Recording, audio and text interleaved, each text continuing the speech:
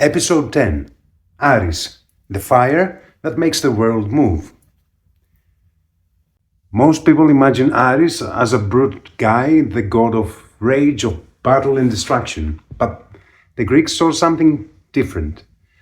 Ares is not violence. Ares is motion through conflict, the force that makes a being to differentiate, the tension that gives birth to form.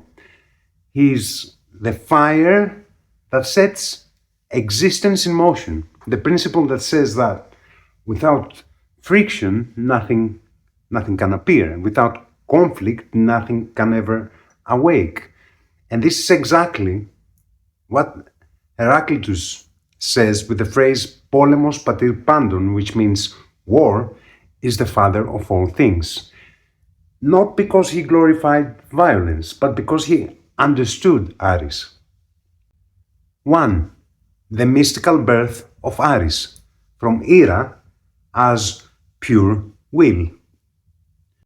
Ares is the son of Hera, and Hera is the principle of presence, of order, of horizon. She's Zeus's wife, she's the soul. So Hera gives birth to Ares not through union, but through pure will. And this is absolutely crucial, because it means that Ares is the immediate manifestation of intention. So action without hesitation and decision that is crystallized. He's the moment that the psyche stops thinking and moves forward. 2. Etymology, what his name really means. The name Ares has a few layers. The first one is from the verb ararisko, which is to fit, to join, to make something solid and firm. And this is quite amazing already, because Ares is not the one who breaks, although he's the god of war. He's the one who joins things together through impact. In physics, we would call this coherence through force. Form emerges when two pressures meet and collide with each other. The other layer is arete, which means excellence and virtue. Same root as Ares. A and R. So A and R indicate strength, potency, the power to actualize form. Arete does not mean morality, it means the strength to become who you truly are. And it also hides arithmos, which means number. So precision, strength with accuracy. This is an Apollonian type of strength. Remember Apollos' episode. Ares is the very ignition of that strength.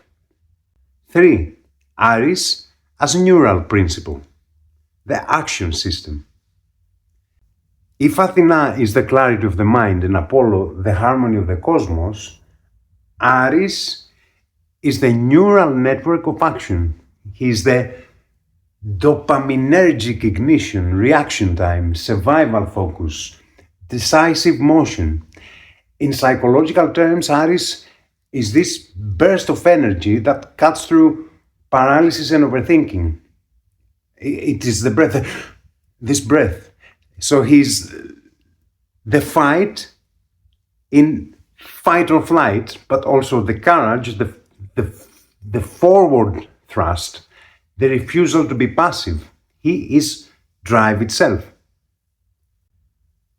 4. Ares and Aphrodite, the union of action and beauty. Aphrodite is Ares' partner. Why is Aphrodite his partner? Because attraction, Aphrodite, and action, Ares, are two sides of the same coin, of the same cosmic movement. Desire gives motion, motion gives creation, and creation gives harmony. And their child is Harmonia, harmony. So the Greeks encoded a metaphysical law here. When attraction meets action, the world becomes just right, proportioned and beautiful. Without Aphrodite, ARES is blind brute force. Without ARES, Aphrodite is pure potential. So together, they generate pattern. 5. Heraclitus and the law of conflict. Heraclitus' statement, Πόλεμος πατήρ πάντων, does not praise violence. It describes the structure of existence. Contrasts generate form, and oppositions create clarity. And tensions reveal being itself. So ARES is not the father of destruction. ARES is the father of manifestation. So every star was born from collapse. Every idea was born from friction, and every transformation always comes from struggle. 6. ARES as internal principle, the warrior of the soul. Inside every human being, ARES is the moment you say, no more, I had enough, this will end right here and now, and this is the line. So he is the boundary that holds, the decision that is no longer delayed, the courage that awakens under pressure, the confrontation with one's own shadow, and the very ignition of change. Without ARES, there is no self-mastery. Without ARES, the only thing that exists is compliance and inertia. ARES versus Mars, from cosmic conflict to imperial war. There is a crucial distinction that must be made. ARES is Greek and Mars is Roman, and although they are often treated as the same god, they represent two radically different worldviews. For the Greeks, ARES is a cosmic principle, the force of conflict that drives differentiation, emergence, and becoming, evolution.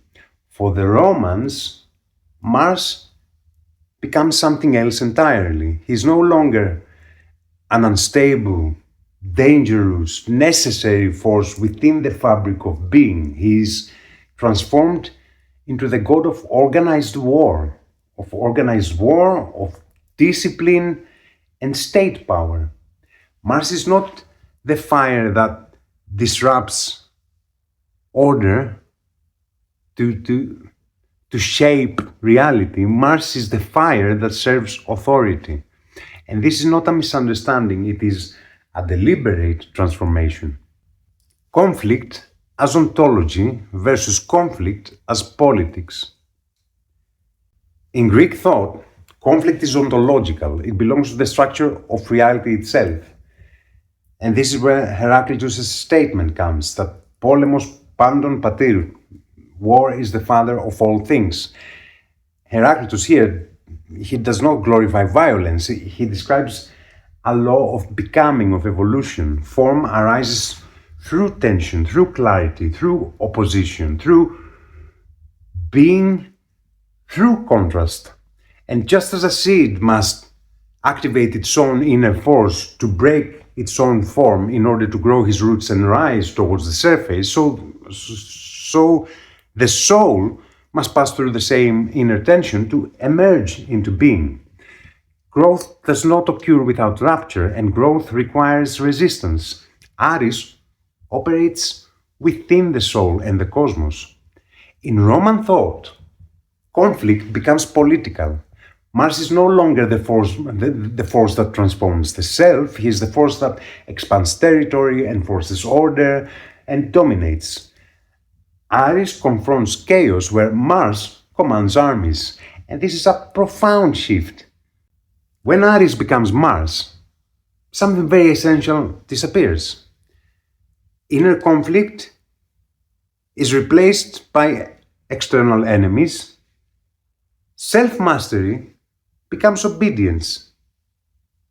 transformation becomes conquest, and harmony is totally removed out of the whole equation. It's no coincidence that Harmonia, who is the child of Ares and Aphrodite, has no central role whatsoever in Roman religion, because harmony requires tension that is integrated, not just defeated.